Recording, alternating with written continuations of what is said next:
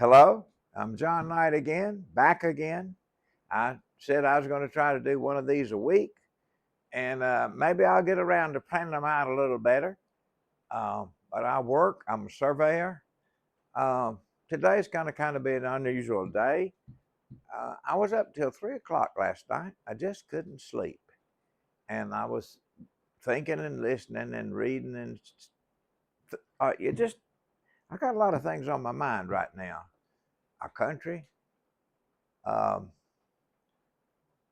and I planned out what I was going to do today. Wrote out some on a card, kind of wrote out what I was going to say, and I was so sleepy. I put my cards somewhere, and I don't know where I put them, so I don't have my cards. And then I had a hat. I got a new hat somebody gave me. I was going to show that because I like what's wrote on it, and so I forgot to bring that. You know, you stay up till 3 o'clock. You're not on your best. Um, you're not your best when you get going the next day, especially at my age, which is very advanced. Uh, so today I'm going to tell you a little bit more about myself. Um, I'm John Knight. I'm a real American, and I'm really concerned about our country. I am so concerned about our country. Uh, I, I'm amazed when we fought the North against the South. We could come back together again and put the country together again. And I'm thinking, and this is just an old country boy thinking, that we could do it because the basically Northern people were basically like Southern people. And we had a lot in common in our basic ways we looked at things. So we could kind of put it back together again. But, buddy, I'm looking at the difference between Democrats and Republicans today. And I'm seeing the difference between, it just looks so different to me. We're not the United States anymore. We were the United States then, a group of states that agreed to be united and build a country. We are not that today. We're a divided state, and basically those that want to make America great again want to do things a certain way. We got different values. A lot more family values, a lot more Jesus values, a lot more in God we trust values. What's written on our money is written in our hearts. And when I look at the Democratic group as a group, their leaders, what's written on their money in God we trust is not written on their hearts. They're trusting in their money. I am so perplexed with the leadership in the Democratic Party that the rank and file don't seem to care about. They were murdering children right in front of the National Convention. I don't get that. I don't understand. I guess I'm kind of just introducing myself more than I have. I don't understand how a Christian, which I am one, I'm counting on getting to heaven. I'm counting on Jesus. He's my Savior. He's my Lord. He's the most important person that's in any of our lives, because every living person will stand before him one day, and he'll look at our life, and he'll look at what we deserve, how we treated other people.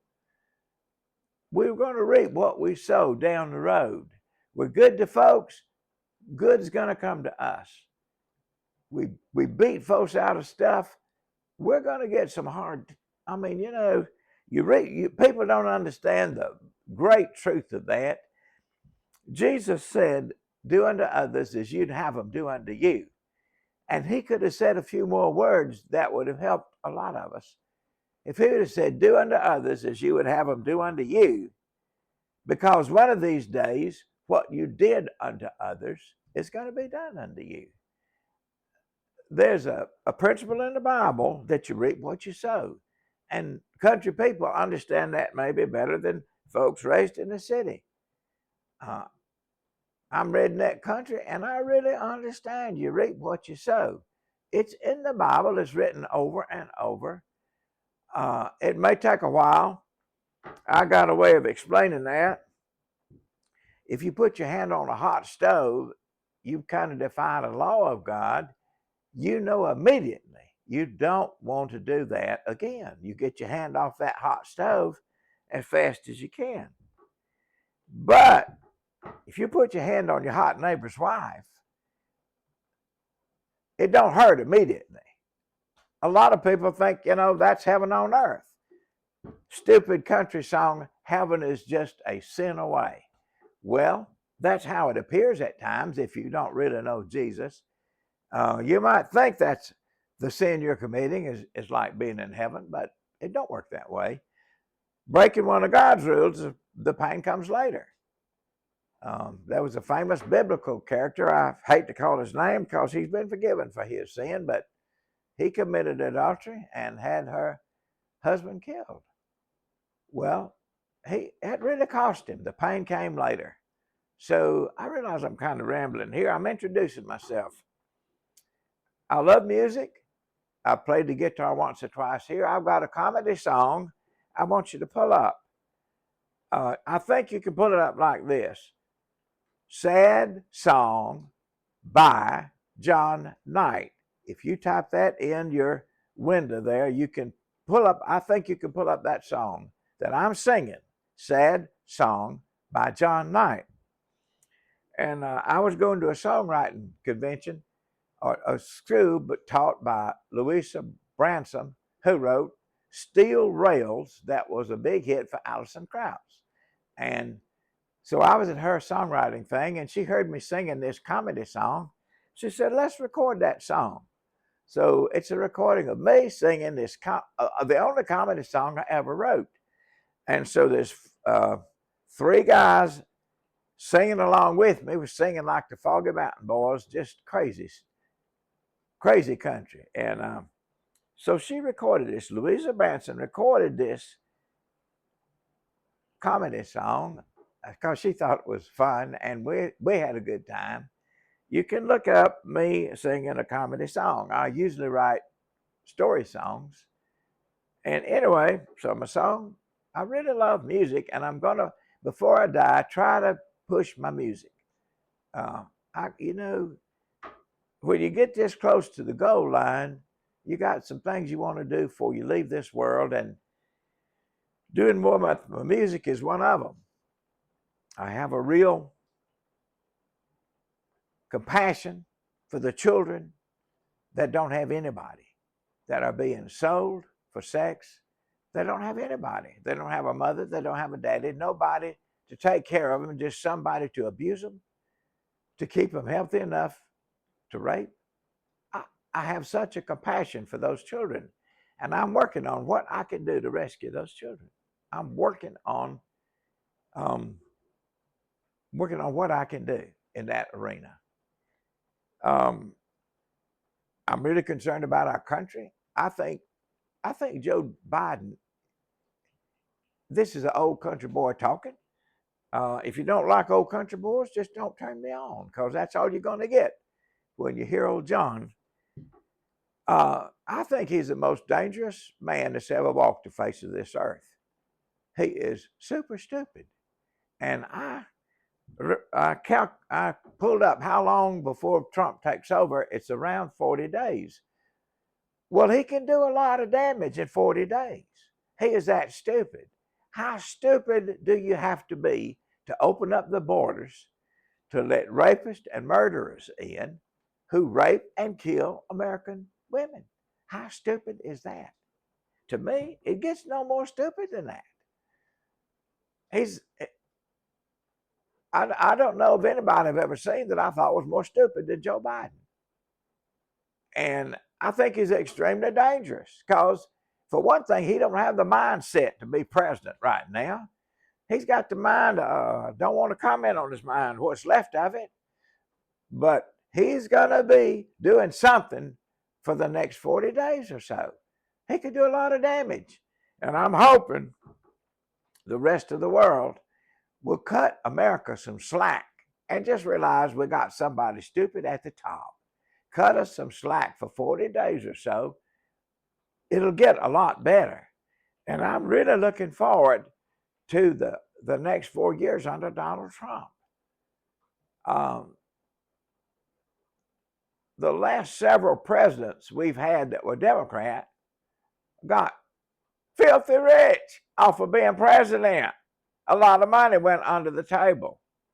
Democrats, look, it just seems like we're so divided between those of us that think Trump is the best choice and those of you that thought Biden was the best choice. How are we going to get together? How are we going to think? How are we going to function as a country when we're so different? I don't know. But anyway, I'm really looking forward to the next 4 years. I'm excited about it. I see so many people, it seems like, wising up to what really matters and what a country really ought to be. I get actually excited. In my mind, I classify people here legally into two groups, and I've said this before: legal aliens and real Americans. And legal aliens, and there's a lot of them, they just don't know what America is all about. And most of them are Democrats. They want something for nothing. There's a whole lot of people out there just want something for nothing. And the Democrats have obliged them. We're going to give you a house and money and phones and a car and all that. But now, we love you, but they don't. But vote for us now.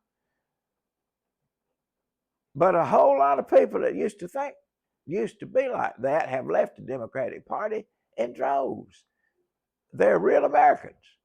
And I'm excited about it. I'm excited about the people that have left the Democratic Party, who I call, by and large now, there may be some real Americans in the Democratic Party, but right now I can't see it that well. I see people who want to murder babies before they're born. I can't get that. That want to advocate men smooching men. The Democratic Party says that's fine, but I can't see it's fine. My Bible reads God burned up a whole country of homosexuals. My Bible reads if you don't work, you don't eat. But a lot of Democrats don't see it that way.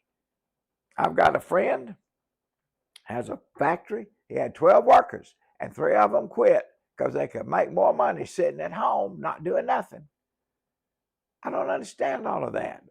There's a whole lot about them that I call them legal aliens. And those that have voted for Donald Trump, we're so different. But I really think that the next 4 years is going to be great, and I'm looking forward to it. I said in one of my former videos, it appears to me that Donald Trump is a lot like George Washington. That George Washington started off when the country was brand new. Here comes Donald Trump. He's coming in when it needs to be rebuilt because the Democratic Party has just brutalized this country. Open borders. I don't think Joe Biden leaves his back door unlocked, or Kamala. They don't leave their house unlocked, but they left our back door open for rapists, murderers, killers, whoever wanted to come in. I'm not saying everybody here illegally is that way, but they didn't keep the killers and rapists out. And they've really killed a lot of Americans. It didn't have to happen. It didn't have to happen. But Joe, just to me, that is that stupid. And I am concerned about what he might do between now and when Trump takes over. But I can't control that. I just believe there's a God in heaven that'll get us through it. And we'll get to the Trump up there, and we'll have 4 more years. Well, I don't hardly see how the Democratic Party could ever win another election because it's so obvious. So obvious. Joe Biden pardoned somebody that made millions beating America out of money. It's becoming obvious the real nature of the people that were president. So I'm excited about what we're becoming.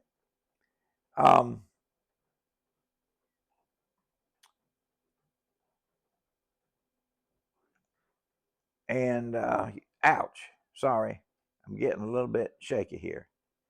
I think maybe I just better close at this point. God bless America. And Donald, listen, I'm going to get pumped up here. George Washington was able to choose his generals and defeat the English army. Well, right now, I feel like Donald Trump is choosing his generals. And I stand behind his choices. I really stand behind his choice for Secretary of Defense. And there's some Republicans that are acting like they're not going to stand behind his choice, Pete Hegscliffe. Well, I feel like we chose Donald Trump to be our leader. I have a hat somebody gave me. I meant to bring it, left it at home, but it says, "The American people have spoken. We've spoken. We chose Donald Trump. And if you don't support the people that he has chosen to be generals for him and generals to make America great again, you're not only coming against Donald Trump, you're coming against the millions of us, over 70, I think, that voted for him. We want him to choose the generals that he thinks are best qualified to lead our country and make it great again. We are behind him 100%. We're doing our part. I think this is a kind of a summary of how I think. The way to make America great again is to make Americans great again, one American at a time. And I think we need to think of it like that. We can't make the country great again until we become greater than we've ever been. I flee that. So I'm done for the day, and I lost my notes. I'm just kind of speaking from what I remembered I was going to say. I'm trying to do one a week, and so until next week, God bless America, and have a great day.